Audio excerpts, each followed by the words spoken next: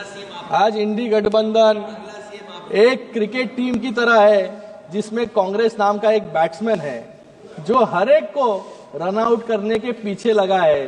जो हमारे प्रधानमंत्री बिल्कुल सत्य कहते थे कि कांग्रेस पार्टी नहीं परजीवी है, लेकिन मैं ये कहना चाहूंगा कि कांग्रेस पार्टी जो है भारतीय राजनीति का एक भस्मासुर है, जिसके ऊपर हाथ रख दे वो भस्म हो जाता है। उसका उदाहरण जो है हमारे महाराष्ट्र में है। महाराष्ट्र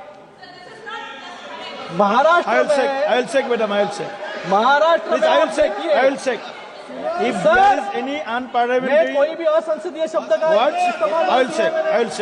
भस्मासुर हमारे देश के इतिहास में, और यही भस्मासुर खुद के सर पर भी आने वाले समय में हाथ रखने वाला है।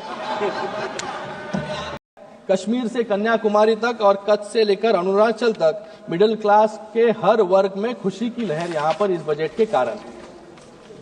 मैंने इस सदन में पहले भी बताया है कि हमारी सरकार स्कीम्स के लिए जानी जाती है, और जो कांग्रेस की सरकार थी वो स्कैम्स के लिए आज भी जानी जाती है।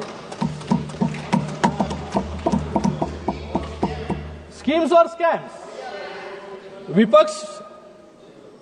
विपक्ष वाले बोलते थे कि 10 साल में क्या किया, और विपक्ष के कुछ नेता यहां पर एआई पे भी बात कर रहे थे।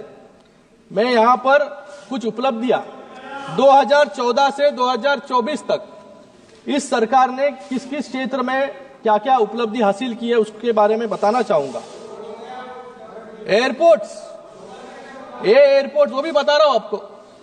एयरपोर्ट्स 2014 में 74 थे, आज 2024 में 197 हो गए। बी फॉर ब्रॉडबैंड, तब कनेक्शंस 6 करोड़ थे, आज 94 करोड़ ब्रॉडबैंड कनेक्शंस हो गए। सी का कोल प्रोडक्शन 56 मेट्रिक टन था, आज 997 मेट्रिक टन है। डिफेंस बजट 2,24,000 करोड़ था, आज 6,81,000 करोड़ आज है।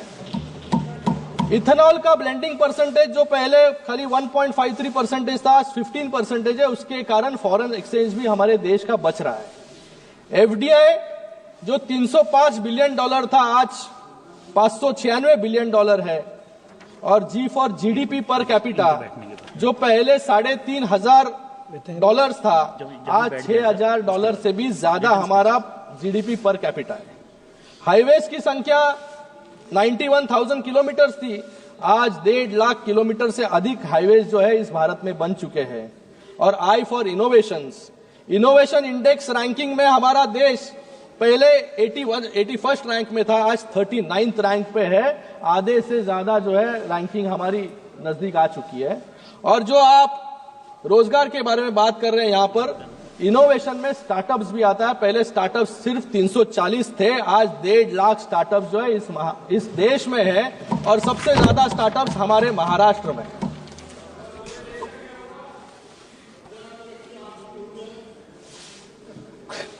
महाराष्ट्र इतना बड़ा राष्ट्र है। कुछ दिन पहले ही दिल्ली के चुनाव रिजल्ट्स आए। मैं एनडीए को यहां पर बधाई देता हूं एक ऐतिहासिक जीत के लिए, और विपक्ष को भी बधाई देता हूं ऐतिहासिक हार के लिए। विपक्ष के लोग कहते थे कि एनडीए इस जन्म में राम मंदिर नहीं बना पाएगी, 370 कलम नहीं हटा पाएगी, और कुछ लोग कह रहे थे कि इस जन्म में मोदी जी तो आम आदमी पार्टी को कभी हरा नहीं पाएंगे। इस 10 साल में राम मंदिर भी बन गया, 370 भी हट गया, और इस दिल्ली में सरकार भी बन गई। और आप इस जन्म में ही यूनिफॉर्म सिविल कोड भी इस देश में आएगा।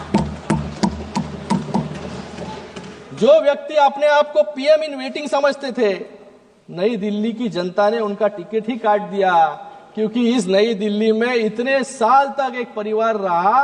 अपने घर में खाता खोलने के लिए उनको इतने सालों तक परिश्रम, वेटिंग, और आने वाले समय में और वेटिंग करना पड़ेगा। कुछ लोग ईवीएम पर सवाल उठा रहे हैं यहां पर।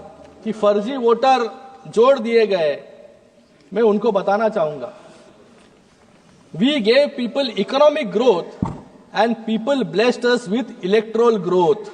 इसलिए इतना पूर्ण बहुमत आज इस भारत में भी और महाराष्ट्र में भी हमें मिला, और आज दिल्ली में भी। पिछले 10 वर्षों में सिर्फ इकोनॉमिक इंडिकेटर्स ही नहीं, इलेक्ट्रोल इंडिकेटर्स पर भी हमने रिकॉर्ड स्थापित किए हैं। 2014 में एनडीए की सरकार सिर्फ 7 राज्यों में थी और कांग्रेस की सरकार 13 राज्यों में थी, लेकिन 2025 में आज एनडीए की सरकार 21 राज्यों में है और कांग्रेस की सरकार सिर्फ 4 राज्यों में बची है। आज बेईमानी तो आप लोगों ने लोकसभा के टाइम की। लोकसभा के टाइम आपने लोगों को फंसाने का काम किया, लोगों को आपने गुमराह किया, इसलिए कुछ वोट्स आप लोगों को मिले, लेकिन लोगों को जो है हमेशा आप गुमराह नहीं कर पाए। उसका नतीजा दिल्ली इलेक्शन हो, महाराष्ट्र इलेक्शन हो, आपको दिखाई दिया। माननीय आने वाले सदस्य समय में शिंदे जी, आप इधर देख के उधर बोलिए, इधर देख के बोलिए, आज इंडी इधर देख के बोलिए, किसी को भी बोलिए आप। सुनिए, बैठ जाइए। यादव जी, बैठ जाइए। यादव जी बैठिए। यादव जी, अखिलेश जी बिठाइए उनको, अखिलेश बिठाइए। धन्यवाद।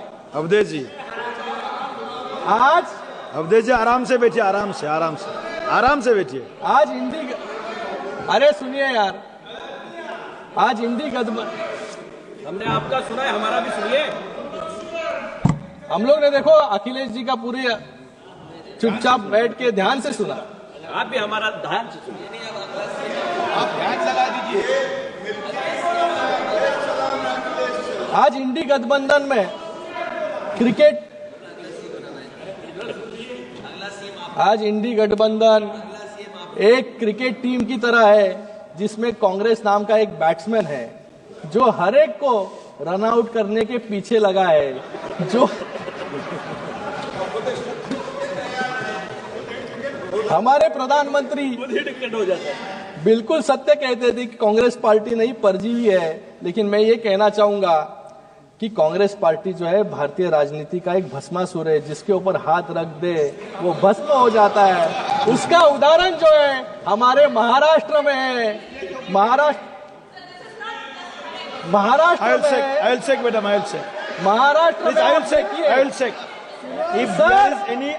में कोई भी असंसदीय शब्द का भस्मासुर हमारे देश के इतिहास का, और यही भस्मासुर खुद के सर पर भी आने वाले समय में हाथ रखने वाला है। हमारे महाराष्ट्र में आप उदाहरण देखिए, यूबीटी की मशाल को बुझा दिया।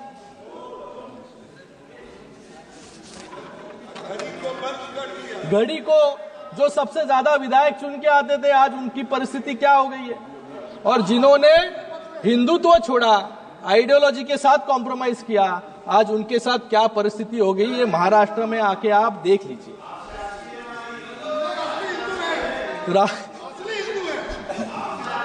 राहुल जी इस सदन में एक चाइना के प्रवक्ता की तरह,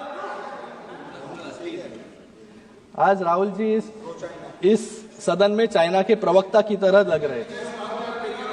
उनकी अर्थव्यवस्था की उपलब्धियां बता रहे थे और मेक इन इंडिया को फेलियर बता रहे थे।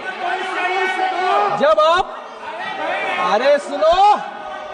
आप मेक इन इंडिया को गाली देते हो तो सिर्फ इस सरकार को नहीं, वो हर मजदूर को गाली देते हैं, वो हर इंजीनियर को गाली देते हैं, हर साइंटिस्ट को, हर डॉक्टर्स को, जो इस मेक इन इंडिया में आज जो मेक इन इंडिया सफल हुआ है, इनके प्रयासों के वजह से सफल हुआ है। लेकिन जब उनके सामने भारत की उपलब्धियां राष्ट्रपति जी के एड्रेस के माध्यम से बताई जा रही थी, तो वो कह रहे थे कि ये बोरिंग है।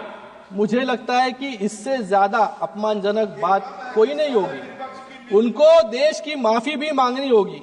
मैं उनको विपक्ष को कहना चाहूंगा, in Congress years sir, in Congress years India was known as the third world country. Today it's soon becoming the third largest economy in the world. ये फर्क है हमारे शासन में और कांग्रेस के शासन में। जो लोग फेलियर की बात करते हैं, अब मैं उनके एक्सेप्शनल इकोनॉमिक परफॉर्मेंस, जहां जहां इनकी राज्य में सत्ता सरकारें बची है, वहां पर इस कैसे परफॉर्म ये कर रहे हैं, उसके बारे में कुछ बताना चाहूंगा। कर्नाटक में सरकार ने 5 गारंटी दिखाकर वोट लिए, लेकिन आज कर्नाटक को 48,000 करोड़ का उधार जो है लेना पड़ रहा है। दूसरा हिमाचल प्रदेश है। हिमाचल प्रदेश में 18 नवंबर 2024 को हिमाचल भवन की जब्ती के आदेश हाईकोर्ट ने दिए, क्योंकि कांग्रेस सरकार 150 करोड़ के हाइड्रो पावर परियोजना का भुगतान नहीं कर पाई। हिमाचल में कांग्रेस सरकार का हाल एक फ्यूजिटिव इकोनॉमिक ऑफेंडर वाला हो गया है, जिसकी प्रॉपर्टी अटैच करने की जरूरत पड़ गई है। और उधर हिमाचल सरकार में समोसा स्कैम पर सीआईडी इंक्वायरी चल रही है। समोसा स्कैम। तेलंगाना में भी 10 महीनों में इन्होंने 50,000 करोड़ का कर्ज लिया है।